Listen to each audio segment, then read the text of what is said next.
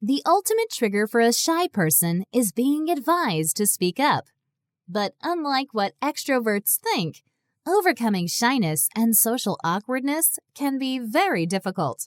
Welcome to Snapreads. Today, we're going to enlighten you on how to stop being shy and awkward forever. Shyness won't go away overnight, and you shouldn't change who you are altogether. But there are some ways to stop that shyness from interfering with your life. Let's get started. 9. Avoid the shy label. Labels are hurtful. Labeling yourself as shy is like putting yourself in a bubble, and people can clearly see that bubble. This means that you're not defining yourself as a unique individual, and that a single trait is defining your entire personality. Labeling yourself affects the way people treat you. Some people may latch on to that label and treat you differently. Even if someday you outgrow the bubble, people will still treat you as the shy kid. 8. Stop sabotaging yourself. Unfortunately, having a shy and awkward personality comes with multiple side effects. This is the dark side of a quiet disposition: the self-doubt, the questioning, the self-criticism, and a plethora of negative thoughts. Shy people are their own worst enemy. We tend to sabotage our opportunities. If we're in a new setting, our inner critic is somehow louder than the chance we could be taking. That voice tells you not to speak unless you want people to mock you. It tells you not to talk to that person because they'll never like you. Release that negativity. Stop those train of thoughts right away. None of those things are true. Chances are these people actually like you, or they haven't got to know you well enough to have an opinion. And staying away from them because you're afraid they may not like you is a waste. There are so many opportunities and relationships you could be missing out on. Coming up with a few positive affirmations to boost your self-esteem is right here. Tell yourself that you deserve to live your best life. You are powerful. You are unstoppable. You have so much to offer. Tell yourself that you love and accept yourself. And people love you. The possibilities are endless in front of you. 7. Find the reasons why you're shy. Now, if you ever want to overcome your shyness, finding out why you're shy in the first place is the right step. When you identify its root, you can finally become aware and accept who you truly are. Often shyness and an awkward demeanor come from childhood traumas or events that particularly stuck with us. Think about a defining moment in your childhood. Were your parents encouraging you to be quieter than speak up? Or were they shy themselves? Were your siblings domineering? It's important to explore the event that caused you to be this shy. Overcoming that memory makes you process what happened. Once you do, you may finally be able to move on with your life, untethered by that past event. 6. Explore your triggers. Every shy person knows that exact situation when your tongue gets tied up. You don't know what to do with your arms, and you can't connect with the people around you. Find out what all your triggers are. Is it public speaking that has you breaking out in cold sweat? Is it raising your hand in class? Or asking a coworker for help? When you identify what the triggers are, you can plan on what to do next. That's something we'll dive into in a minute. But for now, every person has the trigger that makes them cringe. For example, public speaking is one of the most common. Their environment triggers people who have post-traumatic stress disorder. A bad memory can cause you to shrink in yourself and back into your comfort zone. But here's the good news.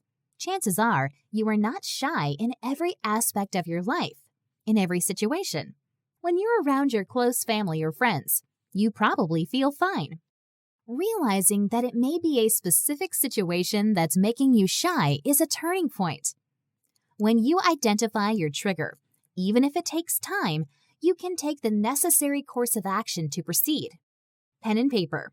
List all the social situations that cause you the most anxiety. You're going to conquer them one by one. Do you feel the most awkward when speaking to a large group of people, especially people you don't know? Start small. Engage in small talk with strangers. Introduce yourself to them, even if the first few introductions are a little awkward. Even if your voice wasn't loud enough, you're getting better. The more you put off or avoid social situations, especially triggering ones, the more your anxiety about them will grow. What can you do? You can join a book club, a sports team, something that gets you out there, interacting with the community. When you join a club, you can meet new people who share the same interest as you. And bonus, with all of these new activities, you're actively conquering another anxiety-inducing trigger, the fear of the unknown. The important thing is to push yourself out of that comfort zone, not so much so that you feel dangerously uncomfortable, but still making progress. 5. Do research ahead. There is something they don't tell you about shyness.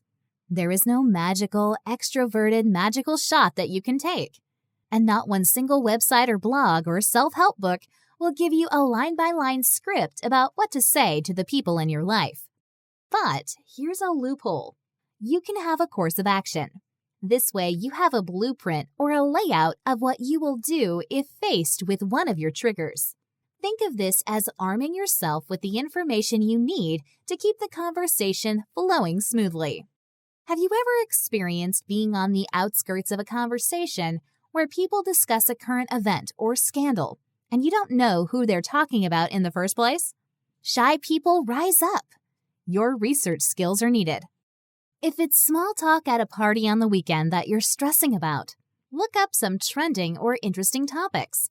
You won't be able to carry cue cards or anything like that, but you'll have the gist of the latest event, celebrity scandal, latest viral video, and etc., depending on the crowd.